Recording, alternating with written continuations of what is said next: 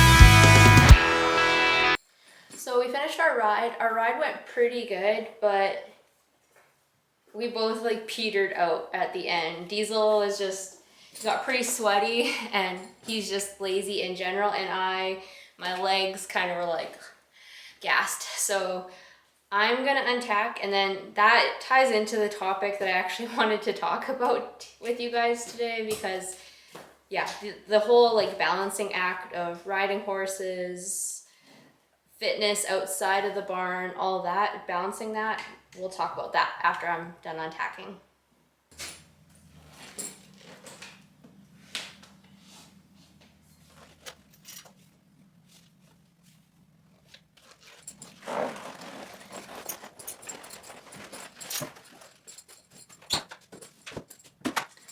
so while I'm taking care of this, we'll chat. So yes, today during my ride, my legs kind of petered out. To be honest, Diesel, it was very lazy today. I was having to constantly get after him to stay in gait, to go the speed I wanted. So that takes a lot, like regardless of whether you're feeling like super energetic or not, it takes a lot of work. I did do a HIIT workout for 40 minutes this morning, and that involved a lot of jumping, squatting, lunging, lots of leg work. So that's definitely part of the problem. I only do HIIT workouts twice a week at the most, because playing with doing HIIT is kind of like playing with fire for equestrians. It can be a really good way to get fit, but it can also result in jelly legs by the time you get in the saddle. And it's this real balancing act between having energy to ride, but also like having fitness goals, wanting to get, like, say, stronger legs and stuff like that. And it's going to be a lot of trial and error. If possible, I would say, like, if riding is your priority, do riding first in the day and then your workout. I know that's not always possible for scheduling. Or like not working your legs as frequently or as hard.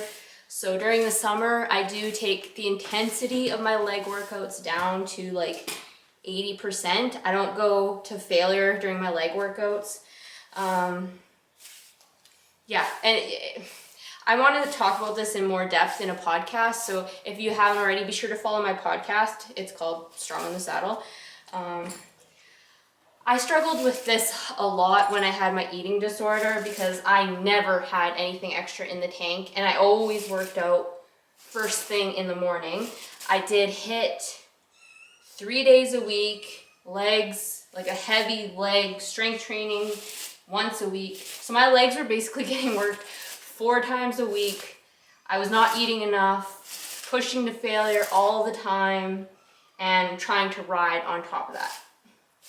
It did not work. Oftentimes, by the time I got in the saddle, like, my legs were done. And I was riding Junior then, who is also a push style lazy gelding, and it just doesn't work. So my piece of advice for you would be, yes, if you can, ride first during the day and then exercise. Do not work your legs more than, I would say, probably twice a week is sufficient.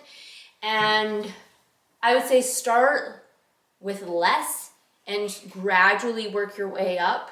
See what you can handle. There will get a point, which apparently I reached today, where you won't be able to handle the physical load, and then maybe scale it back a little bit. So that's kind of my advice. I know it's not like a do this, but it's kind of like work within these parameters and see what works for you. Making sure you're properly fueled too is a big part of it. If you're in a fat loss phase, this is going to be harder because you just have less in the tank to give as far as energy goes. So yeah, just trial and error.